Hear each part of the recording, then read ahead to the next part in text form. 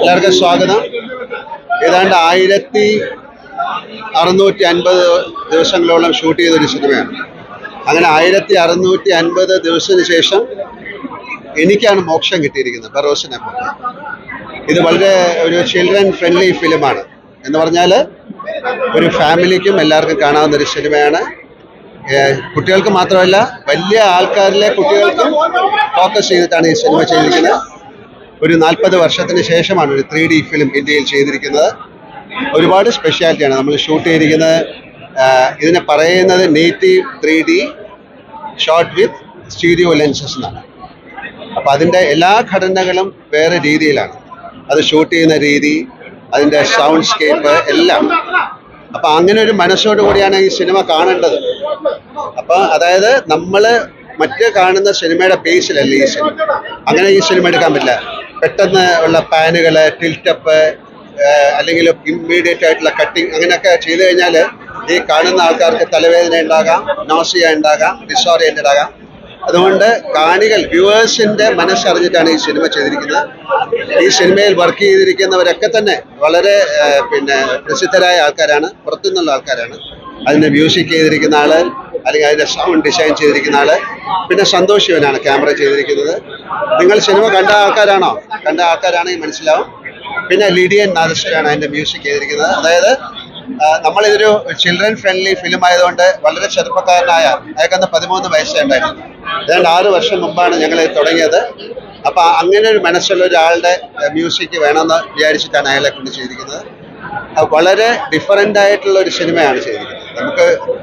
എനിക്കങ്ങനെ ഒരു വലിയ സിനിമ ചെയ്യണം എന്നുള്ള ആഗ്രഹമൊന്നും ഉണ്ടായിരുന്നില്ല. ഇതൊരു നിയോഗം പോലെ വന്ന് പെട്ടതാണ്. നവോദയയിൽ നിന്ന് തന്നെയാണ് തുടക്കം. എൻ്റെ സിനിമ തുടങ്ങിയിരിക്കുന്നത് നവോദയയിൽ നിന്നാണ്. ഇപ്പോൾ ഇങ്ങനെ ഒരു ഡയറക്ഷനും തുടങ്ങിയിരിക്കുന്നത് നവോദയയിൽ നിന്നാണ്.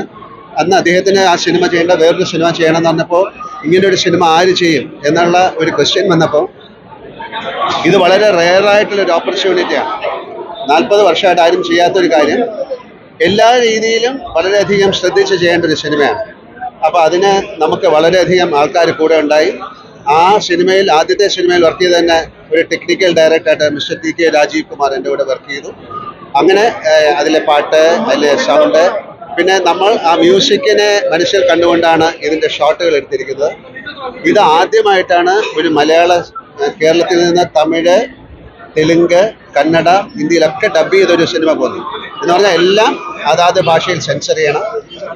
ഇത് ഈ സിനിമയുടെ വിജയത്തെ അനുസരിച്ച് ഇന്ത്യക്ക് പുറത്തുള്ള ഒരുപാട് ഭാഷകളിൽ ഇത് ചെയ്യാൻ പറ്റും. ഇംഗ്ലീഷ് ആയാലും സ്പാനിഷ്, പോർച്ചുഗീസ്, അല്ലെങ്കിൽ റഷ്യൻ, അങ്ങനെയൊക്കെ.